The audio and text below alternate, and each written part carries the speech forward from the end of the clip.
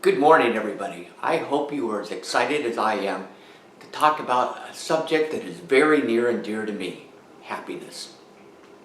Hi, my name is Art Couts, and I hope you're ready to learn some new things to make yourself happier starting today. In fact, how many of you would like to be happier out there? Oh, that's perfect.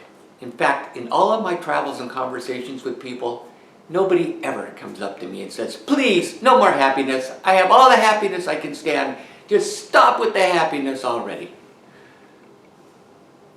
In fact, unhappiness is an epidemic right now.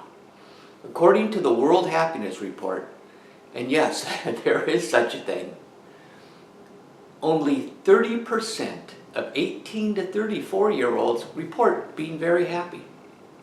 The United States is ranked 16th by country in happiness. That is not a good number. Harvard Medical School reports that there is an epidemic of antidepressant use in the United States. And yet, we know that there are very happy people out there. The people we call the happy for no reason people. Like this guy up here. Alfred E. Neuman. You probably know him from the old Mad magazine if you're old enough for that. Look at that guy. His motto, what? Me worry. Now that is a guy who is happy for no reason. And for me, I've known people sort of like Alfred in my life, and you maybe have too. For me, it was my sisters. They were just born happy right out of the box. They just always seemed to be happy. And no matter what transpired in their lives, they seemed to maintain that happiness through all the ups and downs. My sister Carrie, when she was diagnosed with cancer, she came and she told me, she said, I am not going to blame anybody or any circumstances or fate or anything for my predicament, because that will not make me happy. For me, I wasn't a happy for no reason kid. Now, I wasn't a depressed kid. I wasn't an unhappy kid. But I was not a lifted up, happy for no reason type of person. For me, I needed an outside stimulus. I needed to have something happen to me externally to raise my happiness level up. Better grades in school. Maybe better performance in sports. Maybe some acknowledgement of extracurricular activities that I'd done. Always something to be able to sort of boost myself up. But we know that kind of happiness is transitory. It's impermanent and it doesn't last. It's a constant circle of running around, even through adulthood, making up new goals and trying to make new achievements.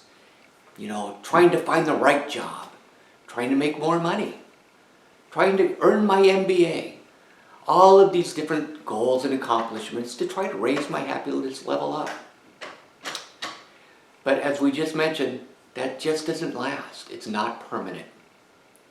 Fortunately for us, science has cracked the happiness code. We have identified key habits that can boost your happiness level in as little as 30 days.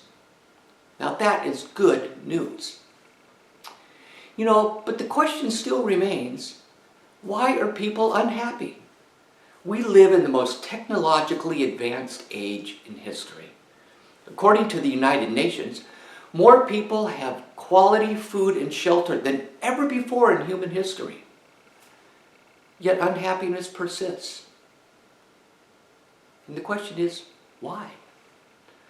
Well, it's because of what we call the happiness myth. And here's the myth. I'll be happy when? I'll be happy when I get a better job. I'll be happy when I make more money. I'll be happy when I get married. I'll be happy when I have kids. I'll be happy when my kids move out. I'll be happy when I get divorced. I'll be happy when I lose 20 or 30 pounds. I'll be happy when I find true love. But as we just mentioned before, those things don't really work. They don't really last. It's like getting on a hamster wheel and chasing the magical happiness cheese. You run and you run and you run and you see the cheese in front of you. And there it is and you reach for it. and you grab at that cheese, and you open your hand, and it's not there. And you get on the wheel again. Okay, this time I'm going to get that cheese. And you run, and you run, and you run, and off you go, and there it is again, and you reach, and you see it right in front of you, and you reach. And again, it's not there. And then you say, okay, this time I am going to run the fastest I have ever run. I am not only going to run faster, I'm going to run smarter. And you get on that wheel and you start running and pedaling like crazy. And there it is, and there's the cheese. It's like as big as a basketball. You can see it, and you snatch it. And this time, you can feel it in your hand. You know you have that happiness cheese.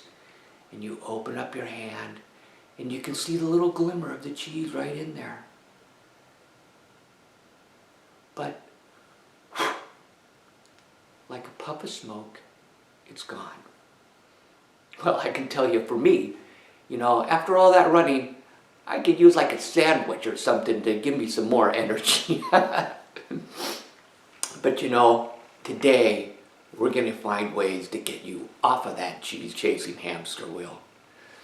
So to do that, I have a couple of goals. Oops, there's that word again, goals. But I have some goals for us today. One, we are going to have a lot of fun. This is going to be a happy session. We are going to have some laughs, and we're going to have some guffaws, and we're going to learn some new exercises. And I don't mean running laps around the building. We're going to learn some exercises that you can use today to increase your happiness. In fact, these things will give you an aha moment where you say, why didn't I think of that before? It seems so simple. Well, it is going to be simple. But first, before we learn those new habits, we're going to have to break some old ones.